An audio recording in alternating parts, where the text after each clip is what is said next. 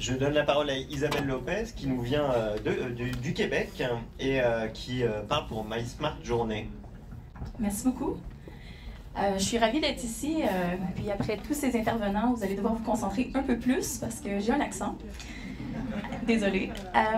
J'ai entendu des choses que vous aviez vraiment une préoccupation de travailler sur des nouvelles offres qui mettaient en valeur l'unicité de vos territoires, vraiment vos petits bouts de pays, qu'est-ce qui est spécial là-bas, que ce soit par les visites d'entreprise ou encore toutes sortes de façons de faire les attraits.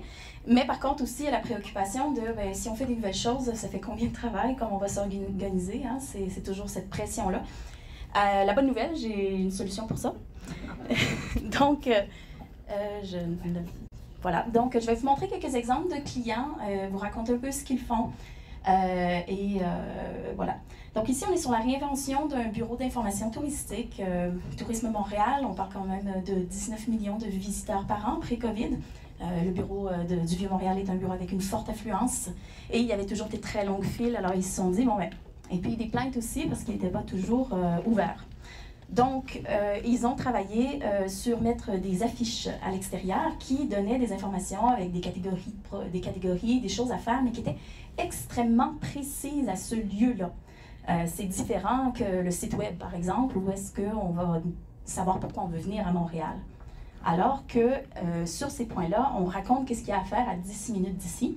Ils en ont mis aussi à l'intérieur avec des petits panneaux aussi qui répondent aux questions les plus fréquentes. Les questions les plus fréquentes, par exemple, qu'est-ce que je peux faire si j'ai des jeunes enfants avec une poussette par ici? Donc, où est-ce que je vais être reçue, etc. Et le résultat, c'est que ça réduit beaucoup la pression, notamment aussi parce qu'il y a un problème de main-d'œuvre. Une autre histoire, ici, on est sur la vallée du Richelieu, qui est en fait un enchaînement de petits villages avec des attraits forts, mais extrêmement diversifiés les uns des autres. Cette fois-ci, ils ont décidé de plutôt distribuer le bureau d'information sur le territoire. Pas seulement le mettre à un endroit, parce que de toute façon, les gens ne venaient pas. Alors, à la place, ce qu'on fait, c'est qu'on met un panneau à l'endroit le plus passant du village. Alors, que ce soit la marina, le parvis de l'église, l'hôtel de ville. Et ces panneaux-là sont une borne touristique. Quand on scanne, on nous dit qu'est-ce qu'on peut faire par ici. Il y a toutes sortes de choses, y compris même pêcher. Ils ont même un point, je ne sais pas si vous le voyez, mais marqué « Donnez-moi une activité, surprenez-moi ». Alors, on peut prendre une activité au hasard, et c'est très bien. Et lorsqu'il y en a une qui nous plaît, ça redirige vers les sites web des attraits pour toutes les informations, ou encore de l'Office pour toutes les informations logistiques, les informations, par exemple, qui seraient liées, par exemple, à la réservation ou quoi que ce soit comme ça. Et le résultat pour eux, c'est que ça fait exploser leurs statistiques numériques. Et beaucoup plus de temps passé sur le territoire. Moi-même, je suis allée juste pour prendre une photo et j'avais prévu faire autre chose cette journée-là. Et puis ma famille, on est resté pris là parce qu'il y avait trop de choses à faire qui nous intéressaient. Plus près de vous, Le Mans, qui en fait a 2000 ans d'histoire et qui a décidé de se raconter à travers des points d'information qui sont des attraits historiques, des attraits patrimoniaux, des choses à faire par là. Donc on a autant des anecdotes, des images d'archives, des explications par exemple des peintures dans la cathédrale. Le résultat, c'est qu'en fait, il y a des scans tous les jours, à longueur d'année, sans aucune publicité. Le panneau, il est là, et les gens le rencontrent par hasard. Ce n'est pas que pour les touristes, c'est aussi pour les résidents. On parle quand même de hyper local, de slow tourisme, de rencontres vraiment pour l'habitant. Et ils ont décidé récemment qu'ils allaient l'étendre à près d'une centaine de points qui va regrouper toute la métropole. Donc autant les communes, les 20 communes avoisinantes, les stations de tram, les cimetières, ils ont un carré militaire, des choses comme ça. Et ils vont aussi présenter les entreprises. Donc Le Mans est connu quand même pour son patrimoine industriel, la présentation des sièges sociaux, donc une fierté aussi pour les employés qui ici sont là et aussi une curiosité pour les gens qui traversent la région. Il s'était inspiré, en fait, d'un de nos clients, nos plus anciens clients, qui est Rivière-du-Loup, une petite ville de 20 000 habitants. Pour le Québec, quand même, c'est une ville dans les moyennes, vers là, mais 20 000 habitants, et ils ont, qui était une ville de passage. On va passer par là pour aller vers les vacances d'été, des choses comme ça, on s'arrête, on met de la gasoline, on mange, mais on n'y reste pas. C'était une ville qui avait du mal à se raconter, et qui a réussi, en quelques années, à passer de 2 à 3 nuitées, avec une stratégie où est-ce qu'ils mettaient de l'information exactement là où étaient les gens. C'est-à-dire qu'ils les attrapaient sur le bord d'une table de pique-nique, sur une marina, un point de vue magnifique. Et ils racontaient des histoires, ils ont des contes, ils ont des légendes, ils ont des balados, ils ont aussi des images d'archives, des cartes postales d'époque, toutes sortes de choses pour dire, écoutez, ici, il y a des choses à faire.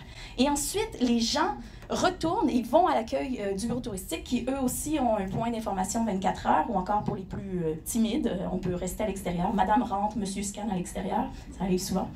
Et pendant ce temps, et de cette façon-là, ils ont réussi à faire qu'un endroit où est-ce que les gens croyaient qu'il n'y avait rien à y faire, soudainement pouvaient découvrir des choses.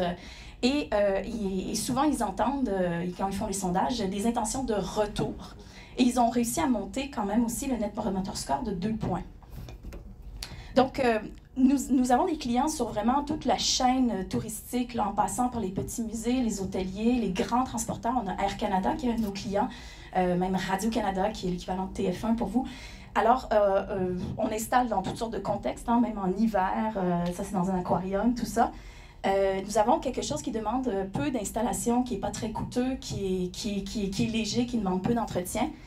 L'objectif étant de vraiment simplifier, que ça se déploie rapidement, que ça vous fasse le moins de pression possible.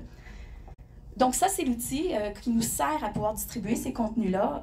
C'est un outil très simple où à peu près n'importe qui de votre équipe va pouvoir l'utiliser car il n'y a pas de formation. En 5 minutes, on se retrouve, on comprend comment l'utiliser. Il a toute une série, une bibliothèque de fonctionnalités qui peuvent s'agencer les unes aux autres. C'est un outil de créativité qui vous permet de tester, de découvrir, d'essayer des choses. Alors, on a des quiz, on a des choses de l'ordre de l'escape room, des informations cachées, des informations qui changent selon l'heure. Par exemple, de jour, on peut montrer les musées, les choses à visiter. Le soir, par exemple, les spectacles dans les bars. Et ainsi de suite, vous les assemblez entre elles d'une façon très instinctive. Et voilà. Très simple, donc vous créez vos contenus, vous décidez où vous les mettez, et voilà, c'est parti, et vous changez d'idée autant de fois que vous le désirez. Les résultats de ça, c'est vraiment l'engagement du visiteur. Ça leur importe plus. Votre région, ils vont mieux la comprendre, ça les intéresse plus. On ne vient pas les déranger avec l'idée d'un parcours ou quoi que ce soit. C'est lorsqu'ils sont intéressés, ils consomment l'information. Ensuite, les cours, on a construit une charte de prix qui est à l'usage, donc qui se veut vraiment accessible à toutes les tailles d'organisation. On parle de quelques centimes par visiteur seulement.